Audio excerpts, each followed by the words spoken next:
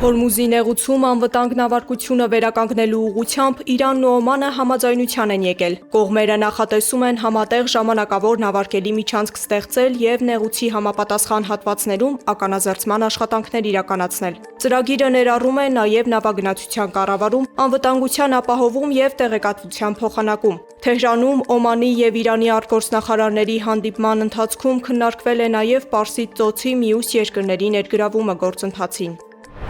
Մերձավոր Արևելքում լարվածությունը միայն Հորմուզով չի սահմանափակվում։ Իսրայելի պաշտպանության նախարար Իսրայել Կացը հայտարարել է, որ Իսրայելը չի պատրաստվում հեռանալ Սիրիայի հարավում ստեղծված բուֆերային գոտուց։ Նրա խոսքով Իսրայելը կպահպանի Հերմոն լեռան և հարակից անվտանգության գոտու վերահսկողությունն այնքան ժամանակ, քանի դեռ ըստ Իսրայելի ջիհադիստների վտանգը պահպանվում է։ Կացը նաև հայտարարել է, որ Իսրայելը շարունակելու է խոչընդոտել Սիրիայում Թուրքիայի ռազմական ամրապնդման փորձերին, դրանք համարելով Իսրայելի անվտանգության համար սպառնալիք։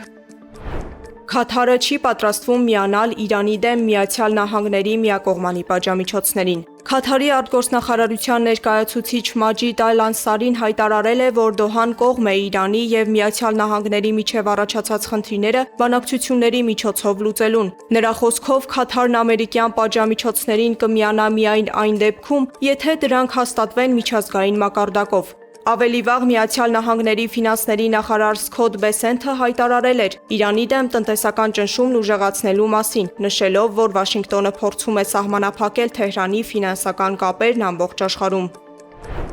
ԱՄՆ կենտրոնական հետախուզական վարչության տնօրեն Ջոն Ռադկլիֆը ժամանել է Մոսկվա։ Ըստ լրատվամիջոցների Ռադկլիֆը Ռուսաստանի մայրաքաղաքում բանակցություններ է անցկացնելու ռուս պաշտոնյաների հետ։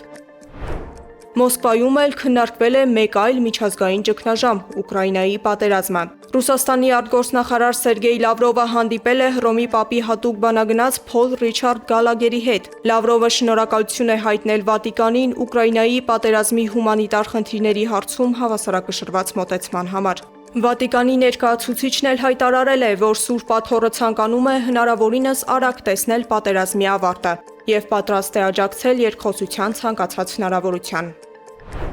Բայց խաղաղության հասնելու հարցում Կիևն իր հերթին արդեն ներկայացրել է սեփական առաջարկը։ Ուկրաինան այն փոխանցել է ԱՄՆ-ի և Եվրամիության պաշտոնյաներին, ակնկալելով, որ նրանք ծրագիրը կներկայացնեն Ռուսաստանին։ Առաջարկը նախատեսում է նախ հրադադար հաստատել, ապա Դոնբասի Ուկրաինայի վերահսկողության տակ գտնվող հատվածում ստեղծել հատուկ տնտեսական գոտի։ Մոսկվան, սակայն, այս տարբերակը չի ընդունում, պնդելով, որ Դոնբասը Ռուսաստանի տարածքն է։